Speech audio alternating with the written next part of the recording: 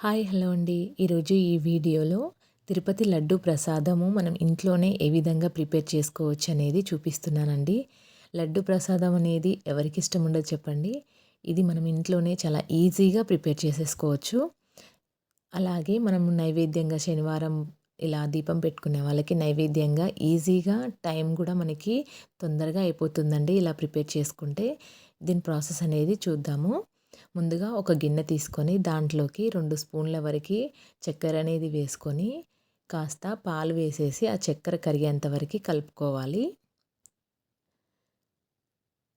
ఈ విధంగా అంతా చక్కెర అంతా కరిగిపోయిన తర్వాత దీంట్లోకి నేను 1 కప్పు తోటి శనగపిండి అనేది తీసుకున్నానండి.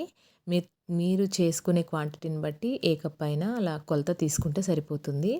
దీంట్లోకి 2 స్పూన్ల వరకి ఇలా బియ్యపిండి అనేది వేసుకుంటున్నాను. ఇది మొత్తము ఒకసారి అంతా కలిపేసుకొని పాలతోనే దీన్నంతా కలుపుకోవాలండి. నీళ్ళేమీ వాడకూడదు. ప్రసాదంగా చేస్తున్నాం కాబట్టి ఇంకా దీంట్లోకి ఆవు పాలతో కలుపుకుంటే చాలా మంచిది. ఈ విధంగా కొద్ది కొద్దిగా పాలనేవి యాడ్ చేసుకుంటూ ఇక్కడ నేను వీడియోలో చూపించిన కన్సిస్టెన్సీలో కలుపుకుంటే సరిపోతుంది. మరి గట్టిగా కాకుండా మరీ జారుగా కాకుండా ఈ విధంగా నేను చూపించినట్టుగా కలుపుకుంటే సరిపోతుందండి. ఈ విధంగా కలుపుకున్న తర్వాత స్టవ్ పైన ఒక ప్యాన్ పెట్టేసి దాంట్లోకి నేను ఆవు నెయ్యి అనేది తీసుకున్నాను. ఆవు నెయ్యి అంతా కరిగిన తర్వాత ఒక ఇలా జల్లిగంట అనేది తీసుకొని దాంట్లోకి మనం ముందుగా కలుపుకున్న శనగపిండిని వేసేసి ఈ విధంగా బూందీలాగా వేసుకోవాలి. ఈ విధంగా బూందీలాగా వేసుకున్న తర్వాత 2 వైపులకి కాస్త కాల్చుకున్నాక ఒక ప్లేట్లోకి అంతా తీసి పెట్టుకోవాలండి. మరి గట్టిగా ఏం అవసరం లేదు. కాస్త మెత్తగానే తీసుకుంటే సరిపోతుంది. ఈ విధంగా అంతా కాల్చుకున్న తర్వాత ఒక మిక్సీ జార్‌లోకి కాస్తంత యాలకుల పొడి, అలాగే మనం వేయించి పెట్టుకున్న బూందీని కూడా వేసేసి ఈ విధంగా అంతా మిక్సీ పట్టి ఒక బౌల్‌లోకి తీసుకోవాలి.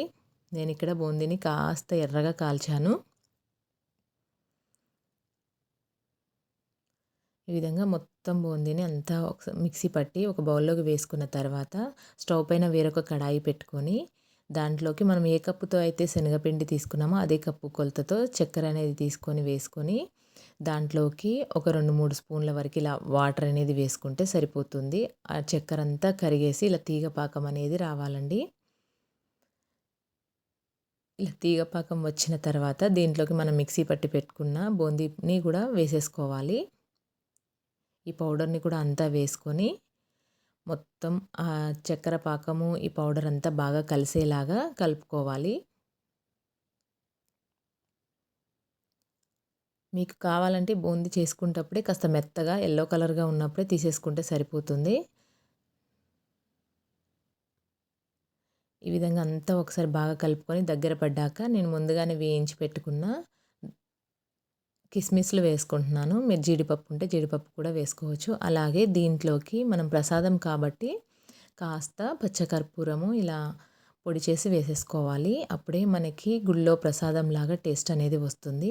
ఇలా అంతా బాగా దగ్గరకు వచ్చేంత వరకు కలిపేసుకొని పక్కకు పెట్టి కాస్త వేడి మీద ఉన్నప్పుడే నెయ్యి అనేది వేసుకోవాలండి. ఒక స్పూన్ వరకు నెయ్యి వేసేసుకొని అంతా కరిగేంత ఇట్లా కలుపుకోవాలి. ఈ విధంగా కలుపుకున్న తర్వాత ఉండలుగా చుట్టి నైవేద్యంగా దేవుడి ముందు పెట్టి పూజ చేసేసుకోవడమేనండి. చాలా సింపుల్‌గా ఉంటుంది. అలాగే టేస్ట్ కూడా అచ్చం తిరుపతి ప్రసాదం లాగానే ఉంటుందండి. తిరుపతి లడ్డు ప్రసాదం లాగా. మీకు కూడా ఈ ప్రాసెస్ అనేది నచ్చితే మీరు కూడా ట్రై చేసి ఎలా వచ్చింది ఏంటి అనేది నా కమెంట్ బాక్స్‌లో కామెంట్ చేయండి. అలానే నా ఛానల్‌ని లైక్ చేయండి, షేర్ చేయండి, సబ్స్క్రైబ్ చేయండి. Thank you for watching.